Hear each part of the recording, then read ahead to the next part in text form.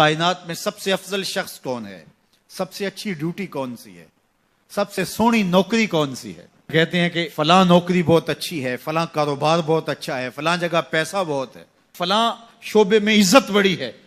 لیکن آؤ حضور سے پوچھتے ہیں سب سے افضل کون ہے، سب سے اشرف کون ہے؟ تو میرے حضور نے فرمایا خیرکم من تعلم القرآن وعلمہ، تم میں سب سے افضل وہ ہے جو قرآن سیکھتا ہے اور اوروں کو سکھاتا ہے. سب سے اشرف، سب سے اچھی نوکری، سب سے اچھا کام، سب سے بہتر وظیفہ اس کا ہے جو قرآن خود بھی سیکھتا ہے اور اوروں کو بھی سکھاتا ہے. تو اس کتاب سے جڑ جاؤ، اس کتاب سے وابستگی اختیار کرو. جس رات کے دامن میں قرآن نازل ہو وہ رات تو افضل ہو، وہ رات تو 1000 مہینے سے اشرف ہو. اللہ اکبر.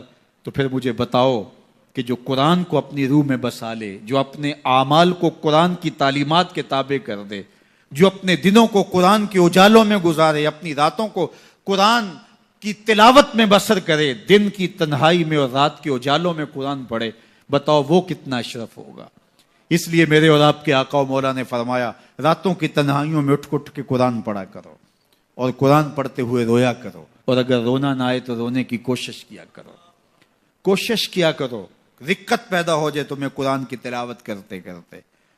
حضرت داتا گنج بخش علی حجویری علیہ رحمہ سے ایک مرید نے کہا حضرت اگر رونے کی کوشش کریں پھر بھی رونا نہ آئے، فرمایا پھر اپنے مقدر پہ رویا کرو.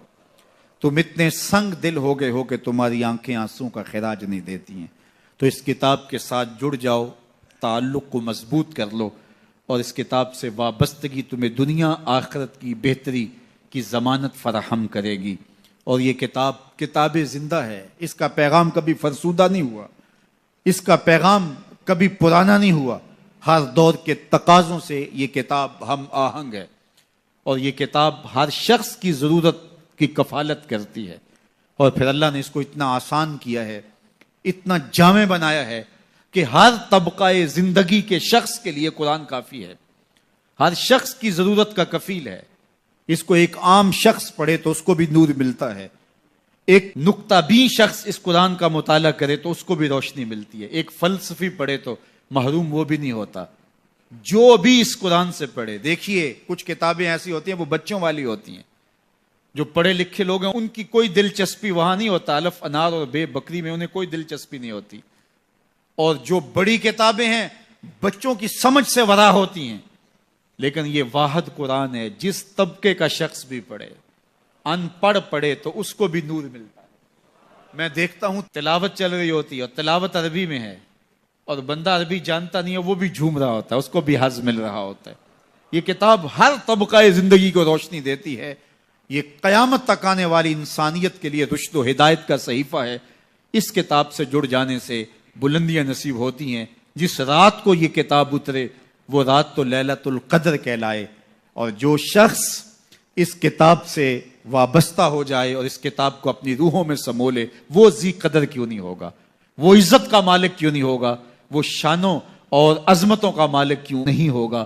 تو آئیے میں اور آپ اس رات کی ان خوبصورت پہنائیوں کے اندر اور ان حسین لمحوں کے اندر کتاب اللہ کے ساتھ جڑنے کا عزم کر کے اللہ کے حضور دعا کے لیے ہاتھ پھیلائیں کہ اے اللہ ہمیں اس کتاب کے ساتھ جوڑ دے. یہ کتاب زندگی بخش ہے، اللہ پوری امت کو اس کتاب کے ساتھ جوڑ دے. اقبال کہتے ہیں فاش می گوئم آنکھ درد المزمرست این کتاب نیز چیزیں دیگرست. جو میرے اندر چیز چھپی ہوئی ہے اس کو کھل کے اگر بتاؤں، یہ کتاب نہیں، یہ کوئی اور ہی شے ہے. یہ زندگی بدل شے ہے، یہ حیات ساز کتاب ہے، یہ زندگی کو روشنی اور اجالوں سے بھر دینے والی کتاب ہے، یہ پستیوں سے اٹھا کے بلندیوں تک پہنچانے والی کتاب ہے. اس کا حرف حرف روشنی ہے، اس کا لفظ لفظ اجالا ہے.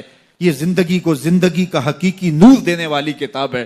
اس سے جڑنے والے کبھی محروم نہیں ہوتے، سرخرو اور سربلند ہوتے ہیں. اللہ ہمیں اس کتاب رحمت سے جڑنے کی اور جڑے رہنے کی توفیق عطا فرمائے.